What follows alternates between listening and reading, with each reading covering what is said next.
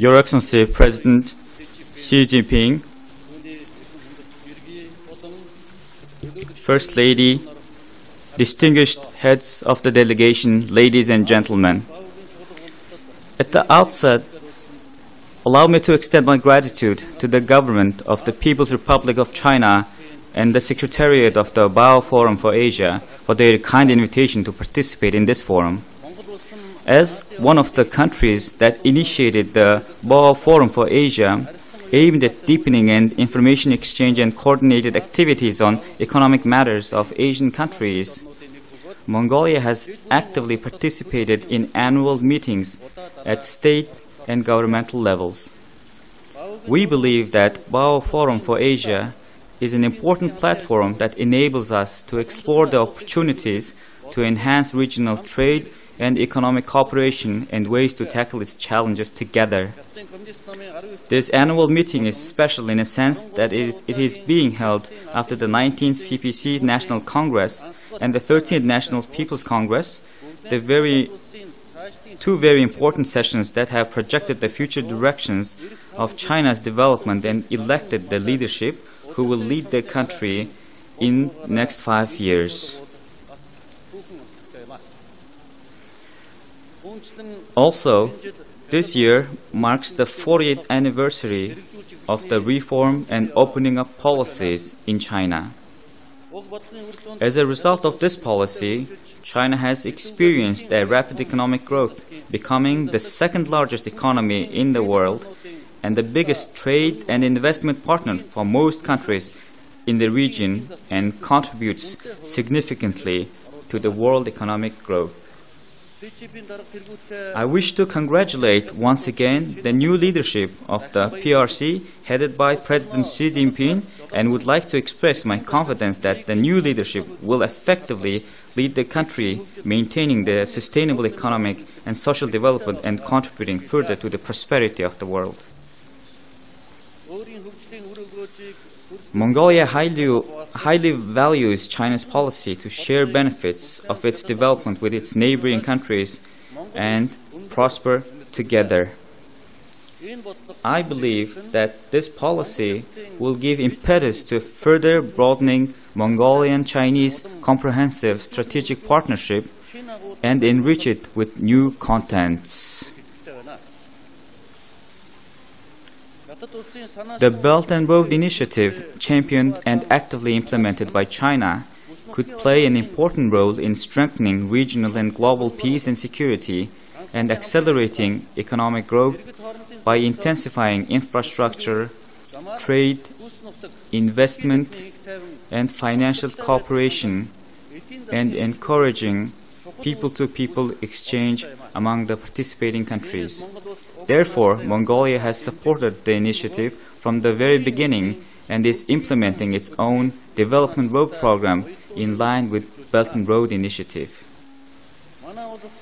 As you are aware, we are actively working to build the trilateral Mongolia-Russia-China Economic Corridor program, which envisages the implementation of 32 projects.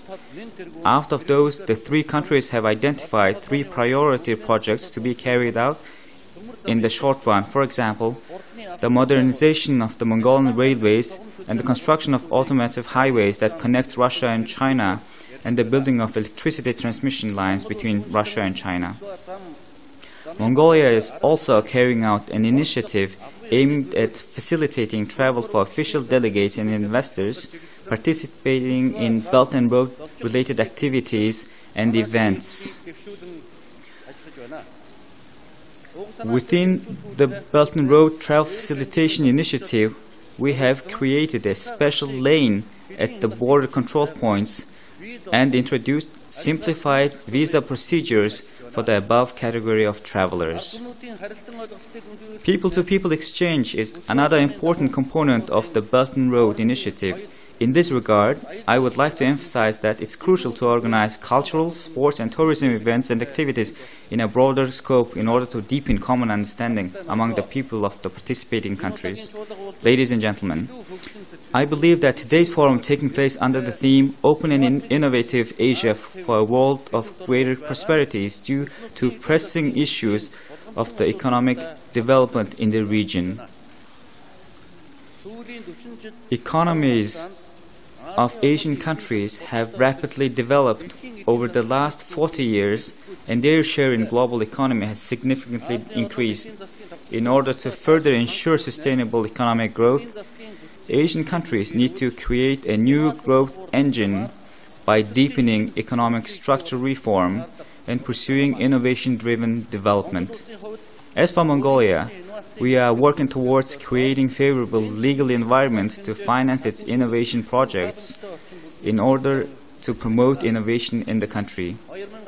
The law on innovation, implemented since 2012, encourages the entities and enterprises that promote and fund innovation with certain incentives. Innovation is developed as a result of hard work by researchers and scholars, but its impact spreads beyond borders. Therefore, Mongolia is keen to deepen cooperation on innovation with neighboring countries and countries in the region. I am confident that the intergovernmental agreement on production capacity and investment cooperation signed during my visit to China will give an impetus to deepen cooperation between the two countries in applying innovation in production and introducing advanced technology. Despite Mongolia has been facing certain economic challenges in recent years, I am pleased to note that our economic growth has seen recovery thanks to active cooperation of the government and people with partnering countries and international financial institutions.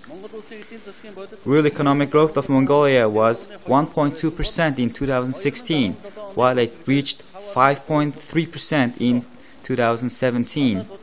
Trade turnover has increased by 27% compared to the previous year.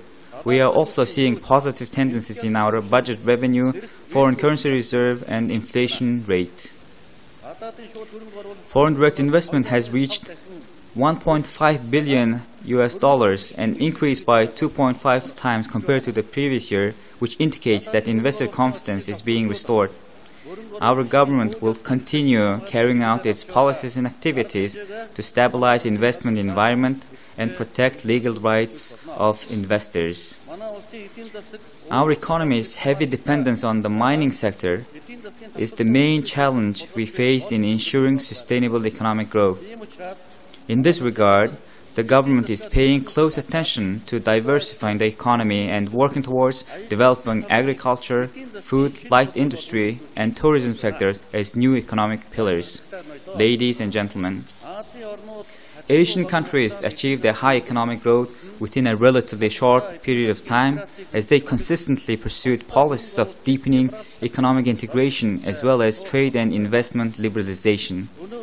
Nowadays, as we witness rising protectionist trends in some countries and regions, Asian countries need to stand against it and promote more open and inclusive trade and economic relations which will benefit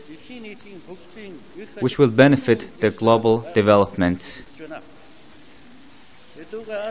Unfolding processes and mechanisms in the Asia-Pacific region, such as APEC and East Asia Summit, as well as trade arrangements in discussion, such as Trans-Pacific Partnership, Regional Comprehensive Economic Partnership, and Asia-Pacific Free Trade Area, mostly include more developed countries,